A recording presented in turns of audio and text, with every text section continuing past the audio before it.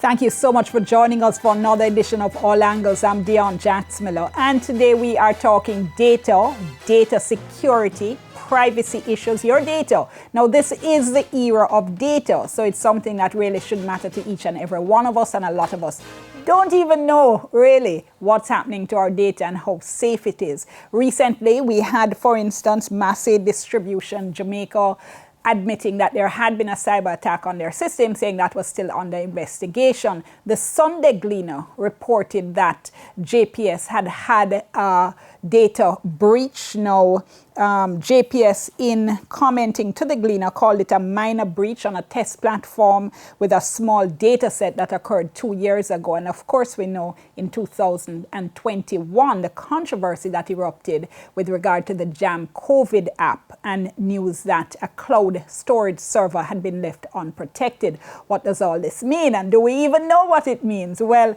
let's just go to members of the public, because we asked them, were they concerned about the security of their data?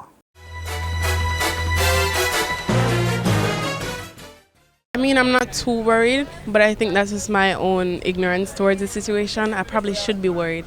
To be very honest, I'm a bit worried about it because some of these information can be held against you.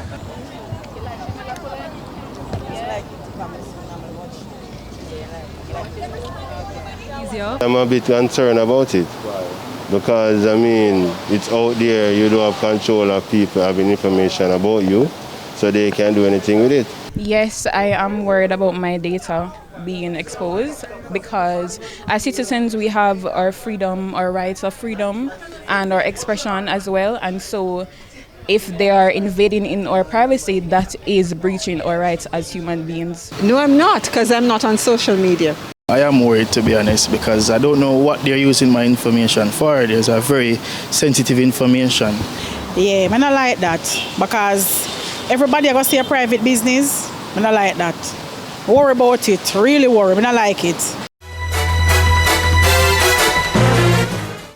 So joining me now in this segment of the program, well, joining me for the whole program to talk data and data security, I have an epic lineup of cybersecurity experts. Thank you all so much for coming in. We have Rory Ebanks from Cybersecurity Director of Simtai Consulting. Joel Dean is a software architect. Gavin Dennis, Cybersecurity Consultant. And Craig Poe is a CEO of Adtelligent. Really great to have all of you. Thank you so very much. All right, so let me start basic. So Gavin, when we talk about data, what is data? So data is anything really stored in digital form. It doesn't matter if that's info, pictures, videos. Once it's on a computer system, you can consider it as data. So we saw in that Vox Pop, one of the respondents saying she's not worried about data security because she's not on social media. That sounds like there's a whole heap of misunderstanding there. So unpack it a little bit. Yeah, so I think for her, it's more a matter of awareness, and education as to where her data really is. So, a lot of people consider social media as the primary place where they are in danger online. But we give data to companies all the time, for various purposes. We sign up for all of these different services online, outside of social media. We pay bills.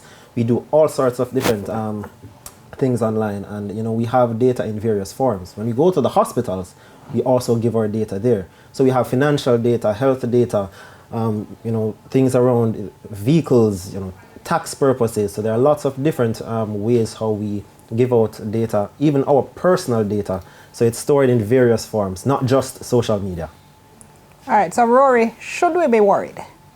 Yeah, we should definitely be worried, especially as Gavin mentioned, the different types of data, because I noticed you had no hesitation in that. we're in security, so we know the dangers of it, but it's important that we spread the knowledge across, because you may look on data as something that you own. Remember, personally identifiable information, your name, your address, age. We can continue. The list goes on, and you don't even touch the technical aspects of your personal identify information. But if you're not protecting that, there are different repercussions from that. So for example, no one speaks about losing your data and addressing that to identity theft. Meaning, if I can gain access to all your personal identifiable information, I can create a persona of you. I can then possibly open a bank account. I can open accounts pretending to be you.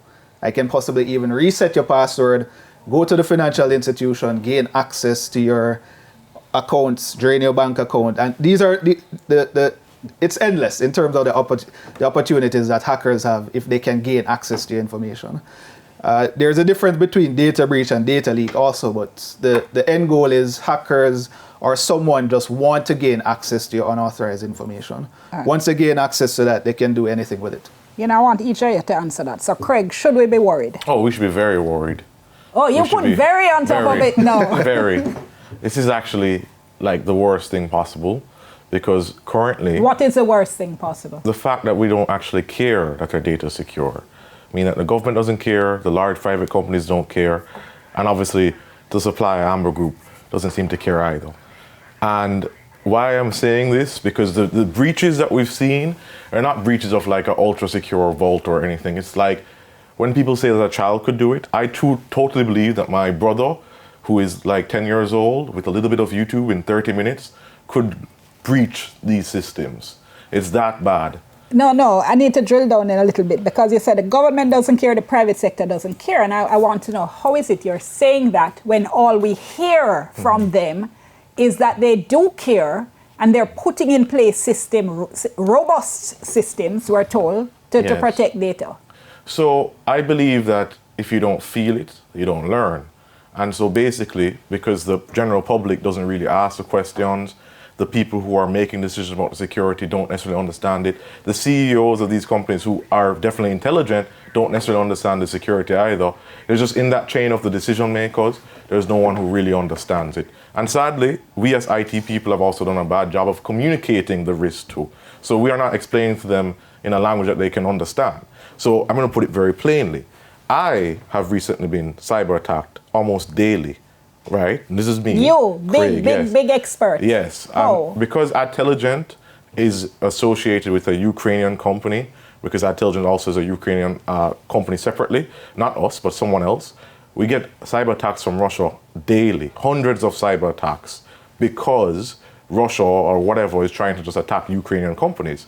Now, when I've seen it, what I get is spoofed emails, which come from like an email that looks exactly like someone that works at my company on a day-to-day basis, saying things to me.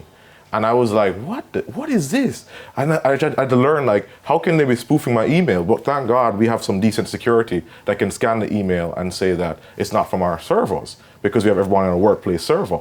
So I can know this email isn't from us. So when I realized that it's so easy to just spoof something or to pretend to hack, and that's me, who is more secure than a lot more people, this thing is really, really, really bad. Like, I spoke to some people, I called some of the, some business guys and said, do you realize that I could send you an email right now with your email and pretend to be you, and you couldn't do anything with it? And that Mattel sent $3 million to somebody in China, pretend to be the CEO, that... Mattel? Yeah, Mattel. Big toy company? Big toy company. Or the Belgian central bank sent 70 million euros to somebody because they thought it was one of their suppliers. This thing is real, and foreign companies get attacked. But Jamaica, because we've been a small island, we don't really have the scammers who are doing things are not that savvy when it comes to this tech thing yet. And we here are not out there in the market going and saying, guys, this is really bad, or they haven't realized it. The systems are like some baby systems. All right, hold on, because I want to come to Joel before we go to break. Your take on, should we, I don't even know if I want to ask you at this stage, but should we be scared? I think we should be scared if we don't try to do something about it. One of the things that happens when there's a data breach is information is basically open to malicious actors. So anyone that's online that has malicious intent can make use of this data. When we have insecure systems, these hackers, similar to how we are here today, you're a journalist, we're professionals, we wake up, we make our tea, and we're like, yes, we're going to have a great, productive day. These hackers are looking, they're snooping around. They're saying, okay, the Caribbean is insecure, Jamaica is insecure, there has been multiple breaches, let's check which systems we can compromise the easiest. So if we don't take the Data Protection Act seriously, if we don't take cybersecurity seriously, we can have entire infrastructures being compromised. Okay, so I want to pick up, I know I'm nearly at the break, but I want to pick up a little bit on the idea of some of what has happened that a lot of us don't know about. Because, I mean, I've heard some of them, the stories you just told, I've never heard. I never heard that one about the central bank or Mattel. So, Craig, for you, what is one of the cyber attacks that got your attention? So I think the funny thing is and thankfully, the breaches that we're talking about aren't cyber attacks. They're somebody who was smart enough that was just on the system recognizing that all the doors were unlocked. So think about me coming into your building at TVJ. I have to sign on a piece of paper. I have to tell you where I'm going. I have to literally, give a pass card to go into any part of the room.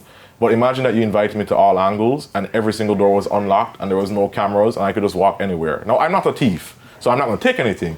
But that's basically what some of these systems are. All right, hold that thought for me, because on that very, graphic and picturesque note, let's go to break. Remember, our hashtag is TVJ All Angles. We're talking data security, why it's so important, why you need to care, and what we can do about it. Stay tuned, we'll soon come.